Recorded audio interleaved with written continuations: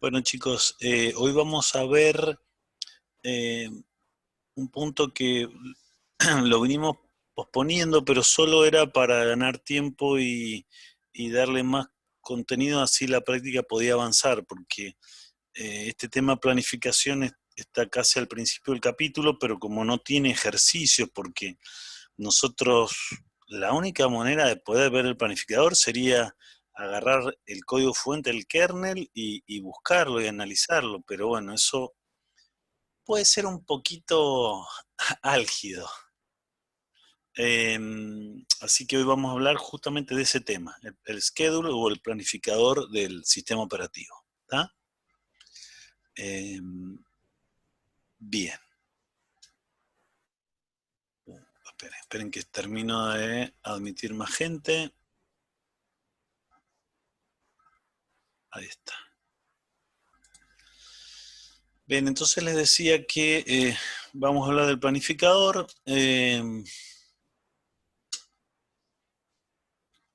Vamos a contar un poco, admitir. Eh, en realidad ha venido evolucionando e involucionando en el tiempo, un poco por la necesidad, un poco por las cosas. En los primeros sistemas operativos, que básicamente todos eran batch, o sea, entraba un conjunto de tareas a ejecutar, se ejecutaban, terminaban, cuando terminaban entraba otra y salían, no había demasiado para para planificar, digamos, porque yo ya tenía todas las tareas que tenía que ejecutar. Entonces, en esa época eran bastante sencillos los algoritmos de planificación.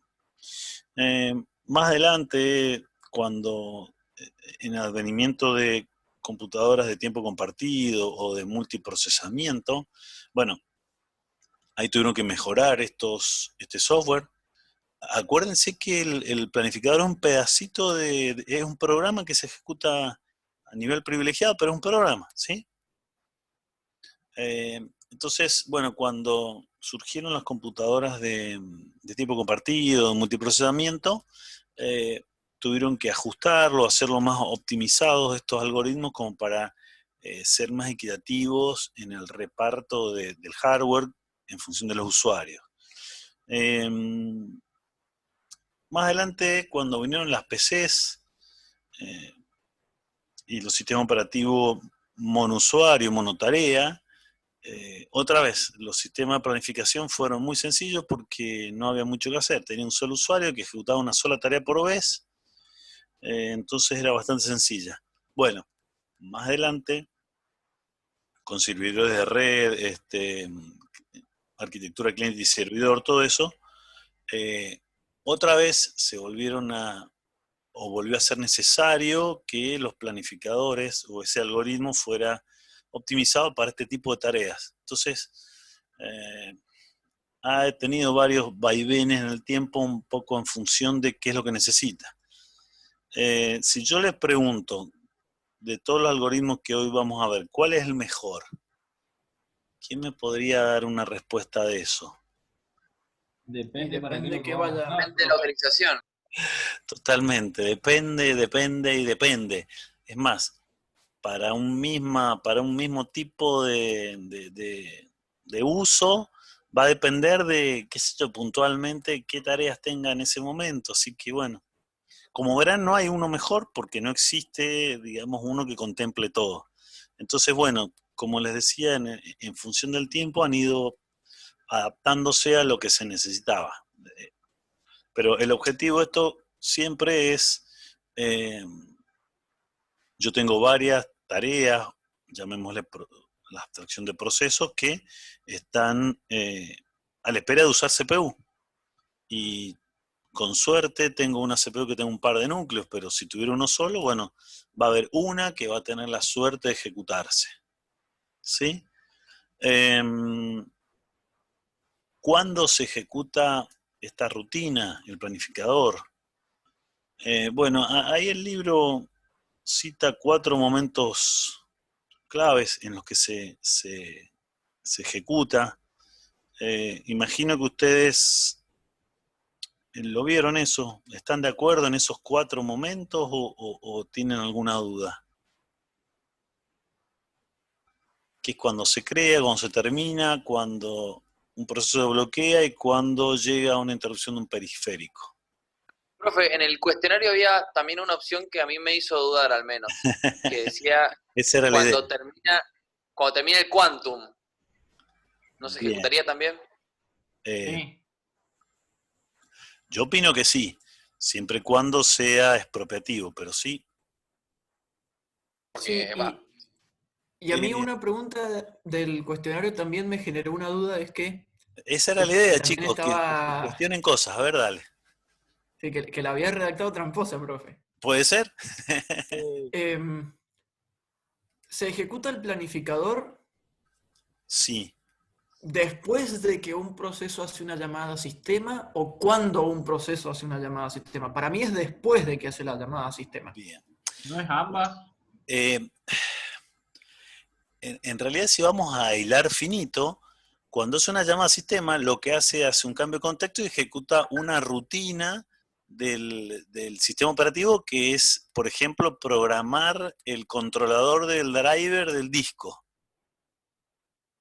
Pero ese no es el algoritmo de planificación. El tema es que una vez que programó ese controlador, no sé, o el driver de la red para mandar un byte a la red, después directamente, una vez que hace eso el sistema operativo, pasa este proceso al estado bloqueado porque sabe que de acá a un futuro bastante lejano va a tener el dato, y recién ahí llama a la rutina para elegir otra nueva tarea, que es el planificador.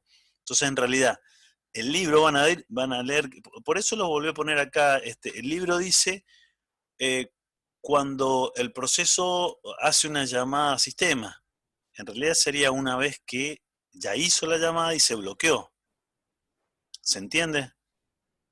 O sea que sería, la opción correcta sería después que hace una llamada a sistema. Claro, exacto, porque hacer una llamada a sistema no significa que se va a correr el planificador. Una llamada a sistema puede ser, como te digo, para escribir algo en pantalla, para... esperen que voy a bajar el volumen de esto, así no molesta. Para acceder al disco, para esperar una tecla del teclado.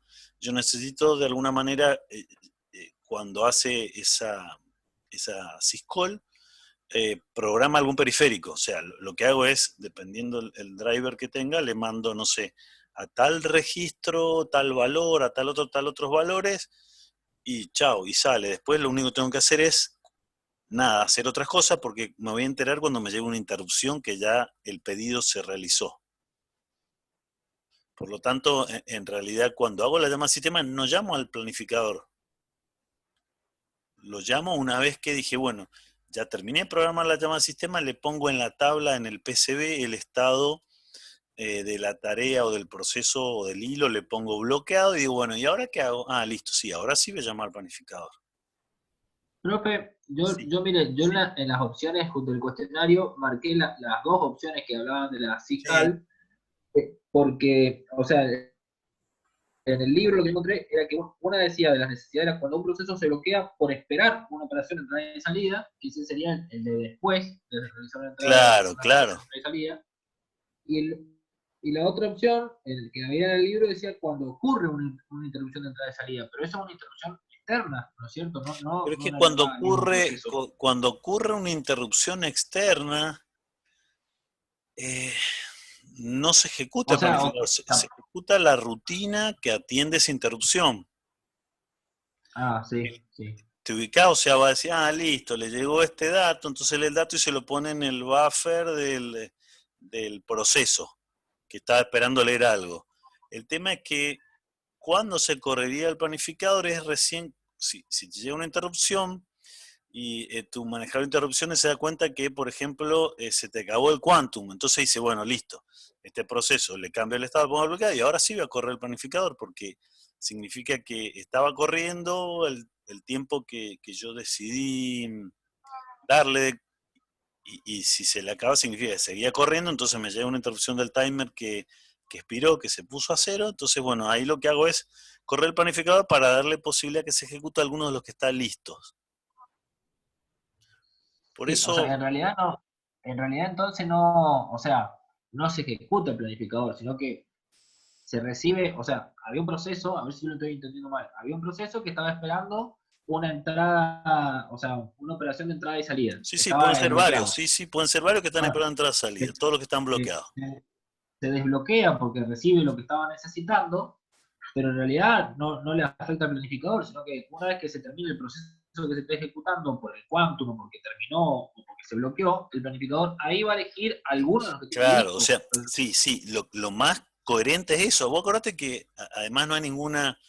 eh, eh, vos podés hacer tu sistema operativo como quieras, pero vos imaginate que vos estás, que están todos en la cola del supermercado, están en el estado ready, esperando que la cajera los atienda. Entonces vos estabas bloqueado Sí, porque, no sé, estabas esperando comprar algo, encontraste lo que querías comprar y vas rápido y te pones primero. ¿Sabes qué? Te van a, lo menos que te van a decir es lindo. Entonces, lo más normal para un sistema operativo que sea justo, lo que debería hacer es solo pasarlo a estado listo y seguir ejecutando lo que estaba ejecutando hasta que o esa haga una llamada al sistema y se bloquee o hasta que se le acabe el quantum. Y ahí recién corre el planificador de nuevo. Eso sería lo sí, más eso justo. sería exacto, y lo más lógico. Pero por Exacto. eso mi pregunta es si la opción que salía en el libro, esa que dice cuando ocurre una interrupción de entrada y salida, se debe ejecutar el planificador, eh, o Mm, sea, que o era sea, una de las opciones que teníamos para marcar, por eso es lo que claro, me por quedaba. eso yo puse acá que en realidad la del timer, por ejemplo la del timer en la presentación está, porque en realidad no siempre que haya una interrupción de un periférico se va a ejecutar el planificador. Lo que sí se va a ejecutar Sí, es siempre va a ser como, se va a ejecutar siempre una rutina de atención de interrupción. o sea, como que esa opción es medio, Eh, entre comillas, dijémoslo. vos fíjate que por ahí el autor dice cosas que a veces no son del todo exactas. Si vos te pones a pensar, no son del todo exactas.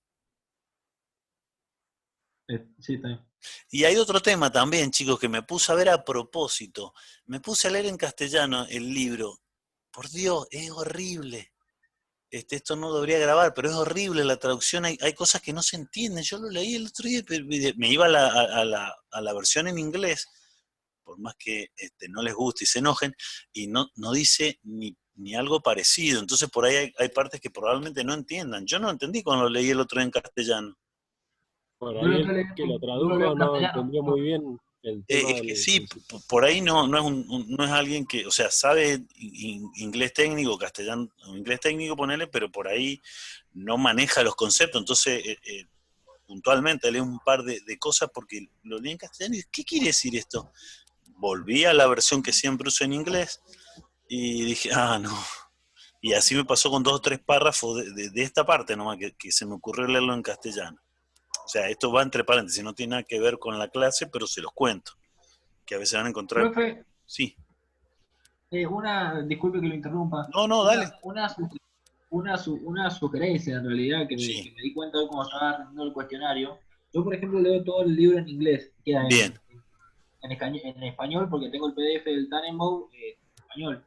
sí. Eh, me pasó que tuve que, también tengo la versión en inglés, en realidad se lo quería comentar para cuando el día que tengamos un examen o algo por el Sí, estilo, sí. si tenemos que poner, por ejemplo, estaba una de los ejercicios estaban todas las palabras en inglés, tenemos que poner a qué correspondía cada opción. Yo, por ejemplo, Sí. las Claro. estudié en español, tuve que buscar la traducción de cada palabra a ver a qué hacía referencia. Para, Eso, sí, vos sabés que me imaginé que le para iba a un pasar eso. examen, para un examen, para no perder tiempo, la próxima vez lo que sugiero es poner las dos opciones, la versión de la palabra en inglés y la versión de la palabra en español. Bien, bueno, ok. De todas maneras, sí, sí, esa es válida, está bien. De todas maneras la puse en inglés a propósito porque se usa mucho, incluso en Spanglish, vos cuando estás hablando con alguien en el de sistema operativo, de red o lo que sea, hay un montón de términos que por ahí es más fácil, es más entendible en inglés. Entonces por eso les pongo, por ejemplo, ese tipo de cosas. Vos cuando hablas qué sé yo, de algún tiempo de esos o de no me acuerdo cuál de todos los términos era, digamos, es mucho más entendible que te lo digan en inglés que en español. Pero Sí, bueno, a mí me dale, sí, pasó con varios ejemplos, por ejemplo, a ver, por ejemplo, acá había puesto BATS, creo que era para lo que es lotes, exacto. Bueno, que yo, por eso, ejemplo, no lo sabía. No, cuando vos hablas de proceso batch, está castellanizada totalmente la palabra. Por ahí ustedes no están, digamos, en contacto con la gente de informática, de sistemas o de... pero esos términos se usan mucho, por eso los pongo, digamos, más que nada. No es para torturarlos ni que lo tengan que ir a buscar en el diccionario, pero ok, dale, lo que puedo hacer es, si los pongo, lo aclaro en castellano. Así no se complica. Sí, sobre todo a la hora hay momentos donde esos minutos de buscar Sí, traducción, sí, ok, sí, no, te entiendo, por el tema, digamos, del parcial, quédate tranquilo. Está bien, buena sugerencia. Sí, y si lo pone en español, ponerlo en inglés, porque a veces las traducciones, cuando usted traduce, nosotros traducimos de una manera distinta y se confunde. Esos términos no Eso es más tanto, ¿viste? complicado. Pero por ejemplo, la traducción de algunas partes que estuve leyendo la planificación no se entendía nada en castellano. Seguramente deben tener varias dudas con eso, porque yo no lo entendí. A ver, esperen que acierto Manuel. Listo, sí. Bien. Eh, bueno, esa, por ejemplo, que hablaba acá, la planificación cuando lleva una interrupción de periférico, a mí me hacía bastante ruido porque en realidad no siempre se ejecuta el planificador cuando... ¿Qué pasó? ¿Qué fue eso? Salud. Fue un estornudo eso. ¿Están todos bien? Quiero creer eso. Bien, bueno, espero que sí. Bien. De coronavirus. Bien, entonces chicos, perdón, les decía, ¿no? Que, por ejemplo, la cuarta esa para mí no siempre es verdadero lo que plantea el Tannenbaum cuando se ejecuta el algoritmo de planificación, porque si llega una interrupción que es para atender, no sé, un dato de un disco, se atiende el dato, el proceso se pasa listo y se continúa con lo que se estaba haciendo. Ahí, si se acuerdan, en el capítulo 1 estaba el último campito del TSS, que me decía volver a la rutina anterior. Entonces ahí vuelve a lo que estaba ejecutando el, eh, el proceso que se estaba corriendo. Y muchas veces lo que hace es pausearle el decremento del timer para no descontarle el tiempo que demora la rutina de atención de la interrupción esa. Bueno, después, ahí hablaba cuando el proceso se bloqueaba, pero en realidad es después que se bloquea. Cuando termina un proceso, ¿qué les parece? ¿Está bien o está mal? sí, está bien. No, está bien. Se terminó. Más lógico, digamos. Ok, ¿por qué? Porque, a ver, ¿cómo sé que termina un proceso? ¿Cómo sabe? Sí, porque el Claro, proceso hizo yo un soy... exit. Claro, pero ¿qué debería, ese proceso en qué Manuel, te debería devuelvo. estar, en qué estado debería estar para que termine? Running. En running, la única forma, porque un proceso listo no puede pasar a terminado si no sé qué es la próxima instrucción. Por más que le Por quede eso, la porque última, la exit, pero si no está en running, nunca puede terminar, porque no sé que no estoy ejecutando nada, ¿se entiende? Entonces es lógico que supongan que un proceso se está ejecutando antes que se le acabe en quantum, termina, entonces pasa estado listo y bueno, ahí sí tengo que llamar al planificador. Ese sí es correcto. Y el primero que dice acá, cuando se crea un proceso... Eso lo Ese, explica para elegir si sigue ejecutando el proceso padre o pasa a ejecutar el proceso hijo. Algo Claro, así, entendí que decía. claro, pero vos acordate que el proceso padre, para crear un proceso hijo, ¿qué hace? Un fork, que es Se Hace una duplica, llamada al claro. sistema. una llamada a sistema. Y la llamada a sistema no va a retornar y nomás porque tiene que crear espacio en memoria, copiar las cosas de un espacio a otro, generar una Y no entrada tiene que ver con... en la tabla de escriptores, bla, bla, bla. O sea, eso demora un montón. Entonces, ese proceso, el padre, va a quedar un rato bloqueado. Entonces, la verdad que... Profe, pero cuando uno está viendo cuestiones de prioridad, digamos, no había una de las formas de planificación, ¿no? Los métodos en el que se veía si el proceso creado tenía más prioridad que el que estaba corriendo o algo así. ¿O era que Sí. tenía más prioridad que el Bueno, siguiente? acá está, obviamente sí, es correcto lo que vos decías. Acá en realidad está hablando un poco genéricamente, va a depender mucho de cómo va a ser el sistema operativo. Si es de propósito general, normalmente no tiene privilegios, perdón, prioridades, pero de todas maneras, cuando vas a crear un proceso, sí o sí, pasás a hacer un cambio de contexto y pasás a modo kernel, y va a demorar un buen rato buscando espacio en memoria y haciendo una entrada en la tabla PCB y, Pero y entonces, copiando profe, las está bien. cosas. ¿Cómo? Está bien.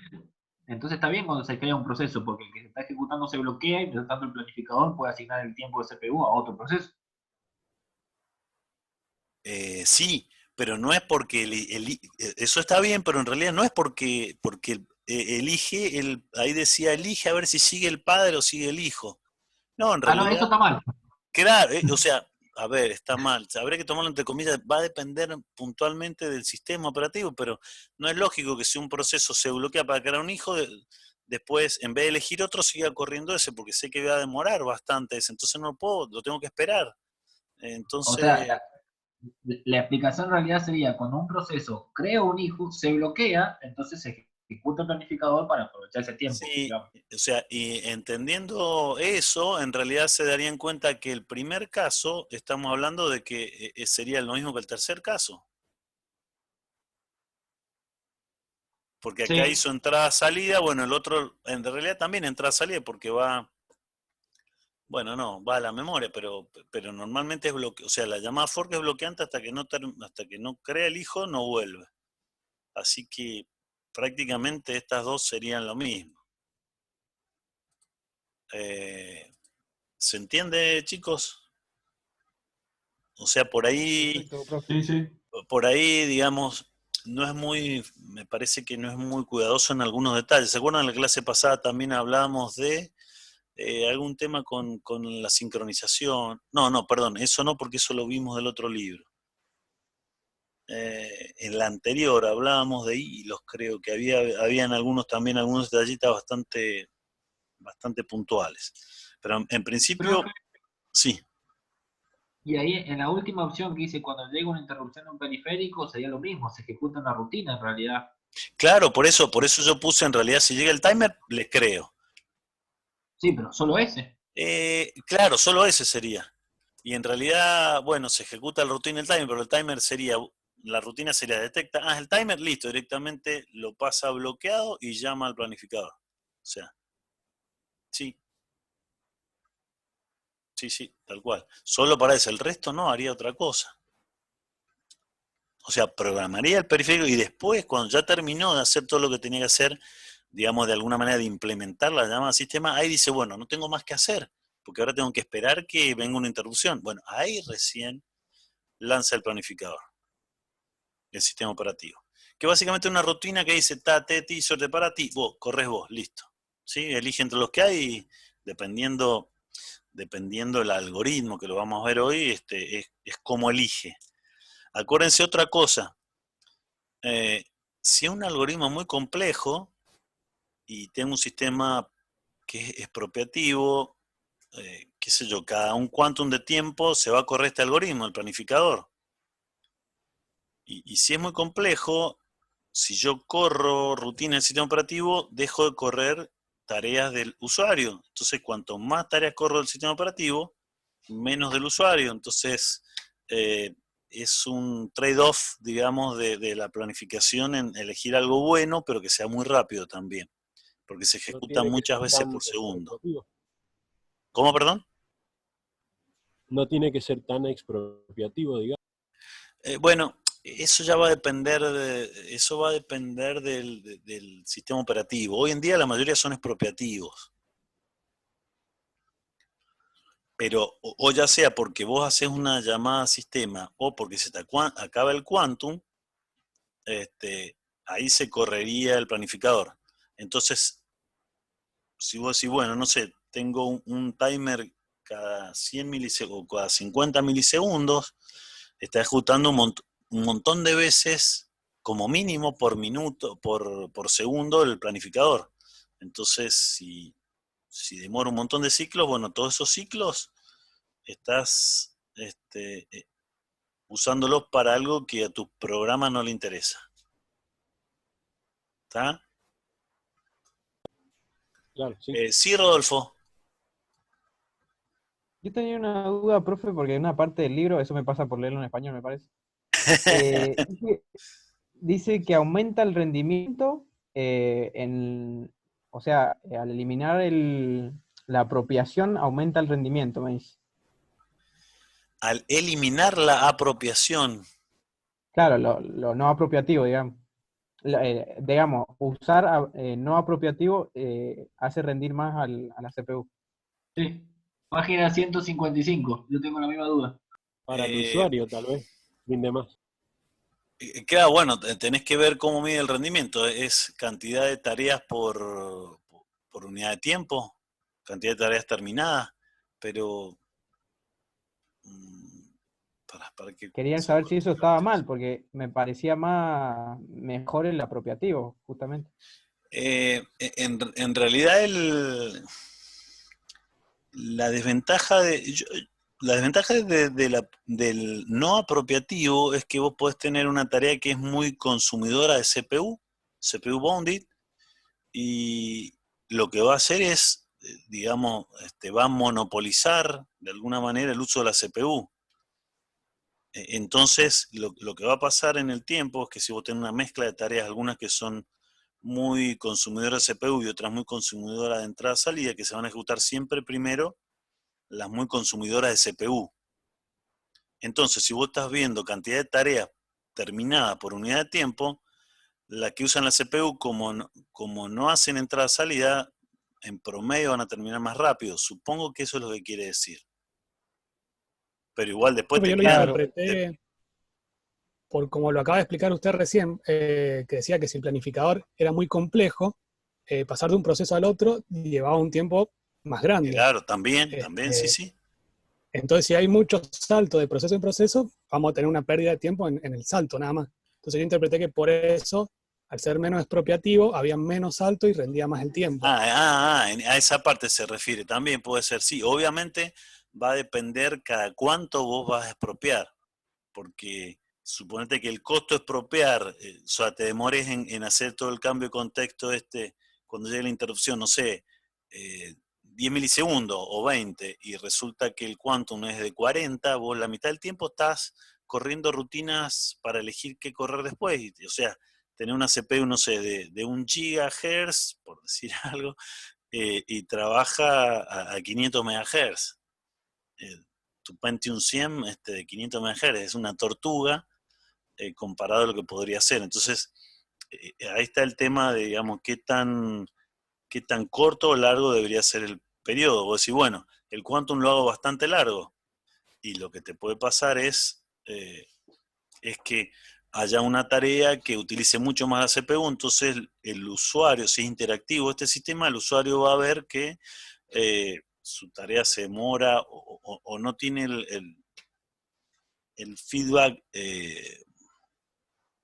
interactivo. Entonces escribe algo y al rato le aparece lo que escribe y cosas por el estilo. Entonces debería ser no tan largo, pero tampoco tan corto el quantum para evitar esos dos extremos. En el corto, para que no uses demasiado del tiempo para tus procesos en tiempo para correr el planificador, y en largo, tampoco tan largo, para que veas mucho delay en tu sistema interactivo. Claro, profe, yo lo que entendí del corto es, por ejemplo, si le pongo estoy corriendo 4 procesos, cada uno tarda 1 milisegundo, digamos. Cuando hago la conmutación de la CPU, que tarda 1 milisegundo, estaría desaprovechando tiempo justamente porque la conmutación está tardando parecido al quantum. Claro. Perfecto. Profe. Sí. Puede que sea una pregunta fuera de tema. O sea, para responder, terminando lo que vos decías, suponete si demoran lo mismo, estarías teniendo un rendimiento del 50% siempre. Porque si... Claro. Sí, sí. Si tu tarea se ejecuta por 1 milisegundo y después el cambio de tarea demora 1 milisegundo, vos tendrías tu tarea 1 milisegundo, otra tarea 1 milisegundo, otra tarea 1 milisegundo, y en definitiva el rendimiento sería la mitad. Es lo que les decía con el ejemplo del el Pentium 100 de 500 MHz en vez de 1 GHz. Perdón, Claro. volvemos, sí, ahora te escucho. Sí. ¿Qué diferencia hay entre el planificador y el governor? Que ¿Y él? no está en el no es governor. Que lo he visto, por ejemplo, si le cambias el kernel al teléfono con Android, a Sí. veces algunos kernel te dejan modificar el governor. Pero No tengo sé ni bien qué es. idea qué es. No es el Primero planificador. ¿cómo se escribe? Escribímoslo en el chat y después lo googleamos y te digo. Ahí lo escribo. Capaz que el nombre que tiene el planificador en particular, la verdad que no lo... A ver. Governor. Ah, bueno, Governor en realidad es el... Rodi Suárez. Bueno, sí, quizás sea el nombre que le dan a ese planificador en particular, pero en definitiva es el que define quién es el que se va a ejecutar después. Quizá puede ser otra traducción Claro, de porque scheduler. por ahí Lo busco después te a ver. dan distintas opciones. Te dan si lo querés interactivo o... No, sí, entonces tiene que ser lo mismo. O sea, me fijo, después te contesto por si tiene algo en particular, pero le han puesto governor por ponerle algo. Pero es el que elige la próxima tarea. Sí, puede ser. En principio debería ser lo mismo. Gracias. Ok. Bien, bueno, entonces les decía que... Sí. No, digo, tenía una duda con el respecto a lo que dijo recién, que dijo que se ejecutaban primeramente las tareas que son más pesadas. Perdón, se me fue. Esperen que comparto de nuevo. Esperen que se me fue. Le di sin querer. Ahí está. Esperen que lo comparto de nuevo. Sí, te escucho. Entonces. Acá está. No era que se No, si vos tenés varias tareas.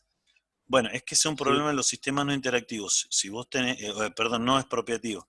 Si vos tenés varias tareas donde tenés muchas tareas de entrada-salida y muchas tareas de uso de CPU, y el sistema es no expropiativo, qué sé yo, suponete que el planificador primero elige una de entrada-salida. Qué sé yo, capaz que hace 2 instrucciones y la tercera una entrada-salida, listo, se bloquea. La segunda que elige es una de CPU. Bueno, va a correr todo un montón de tiempo que use CPU cuando se calcula, hasta que en algún momento, bueno, quizá lee un dato, espera un teclado, se bloquea. Y así con todas las CPU. Y cuando vuelva a ejecutar una que usa mucho entrada-salida, quizá al rato está lista porque llegó el dato y otra vez la segunda, la tercera instrucción vuelve a leer otro dato de disco. Entonces, obviamente van a terminar mucho antes o mucho más rápido. Es como si tuvieran más prioridad las que usan más CPU que entrada-salida. Para los no apropiativos. Exacto, para las que son no apropiativos. Exactamente. ¿Se entendió? Y las apropiativas es más al revés.